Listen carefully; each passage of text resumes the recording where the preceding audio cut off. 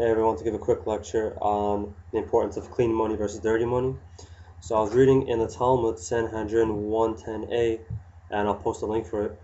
It basically talks about why Korach, who's mentioned in the fourth book of the Torah, the fourth book of Moses, he is directly a first cousin of Moses and Aaron. So the thing is, he fights with them because he believes that he should have been the high priest and not Aaron. So he thinks that Moses is making up everything. So he was very wealthy. Now the thing is, if you read the Torah and the Midrash, you can learn why some people were more wealthy than others, the Hebrews, the Israelis. The reason why is because the more pain they, the more pain they received and the more work they've done, they received more money.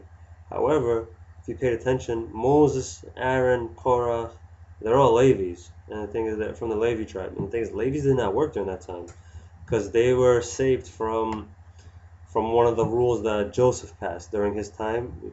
Joseph, who was one of the 12 sons of Yaakov, he basically made a rule that even the what do you call it, the magicians, the idol worshippers, the priests of them, as well as his own brethren who were priests, they didn't have to pay taxes, which we still use today. So the thing is, when Joseph received all the money for selling the food and the flocks, he stored it into vaults. Now it says in the Sanhedrin, in the Talmud, it says there's 3 vaults altogether. I think his Korach got one of the vaults, and this vault was separated by Joseph. He separated the 3 vaults and not into one big vault because he knew where the money came from. So one of the vaults, the money was from idol worshippers, which right away he put into a separate vault. Second vault was money from thieves, and he knew this money was also dirty, so he put into the second vault. And the third vault was all the clean money. So it's basically from people who respected the 7 Noahide laws. So the thing is, you have to ask, why did he separate the money like that and not just put it all together? Because Joseph knew the importance of it. Now the thing is, now let's look at what happens to the effects of the 3 vaults. The first vault, Korach got it, and that's why he was into fighting with Moses and Aaron, which it was clear amongst everyone that they were the leaders of the entire nation. So that's what happened to Korach, and his money is that when he was killed in a horrible death, basically the earth opened up and swallowed him alive along with 250 men. So the thing is, also as well, his money and all that was part of it, anything that used to purchase money or had some type of involvement in, was also brought to the ground, into the next world, because it was very dirty and had bad intentions. Now the second vault was taken by Antoninus. Now for those of you that don't know who Antoninus is, he's also known as the Roman Emperor Marcus Aurelius. Now, if you remember Roman history, or if you're into movies, if you saw the movie Gladiator, he was, in the beginning of the movie, he was the king who Russell Crowe, who played as the general at that time, before he was a gladiator, he respected him very well. He was the old man. And then his son, I think it was played by Phoenix is the guy's last name, who basically killed his own father because he wanted to be royalty, and he wanted to be the next king and not Gladiator, which I don't know what his name is. I forgot what his name is, Russell Crowe's character. But anyway, that man was Marcus Aurelius, the old man, the first king.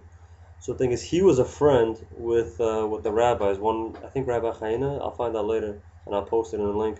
But anyway, so he got the second vault, and this one is from thieves. So, and then the third vault, it says, since it was very clean money, it was by the 7 Noahides, and they said to this day the money has still never been retrieved. However, it is going to be saved for the days of the redemption. So during the days of the Messiah, the redemption, that's when the money is going to be spent. Now, I assume this is probably going to be spent on either building the temple, or maybe it's going to be used for the sacrifices or something in that nature. Anyways, the whole point of me giving this lecture is because I want to tell people what I learned from my rabbi and other people, is that the importance of how you collect your money and what you do with your money. So the thing is, there's some people who think that let's say they steal from a bank, or they do get their money from a bad way, such as drugs, working on Shabbos, or something else that's important. Oh, from gambling, which is a major sin in the Zohar.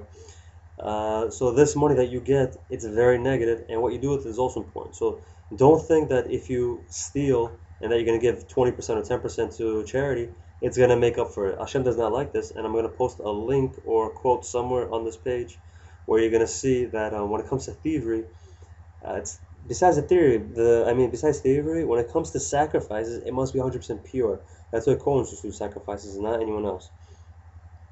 So I hope this helps you. And when it comes to money, make sure everything is clean. And there's also big stories I hear from some rabbis that they didn't take donations from people that were multimillionaires because they worked on Shabbos, and then that money is dirty and it's unclean. It's pointless. It's all an illusion. So I hope this helps you. And if you have any questions, let me know. Thank you.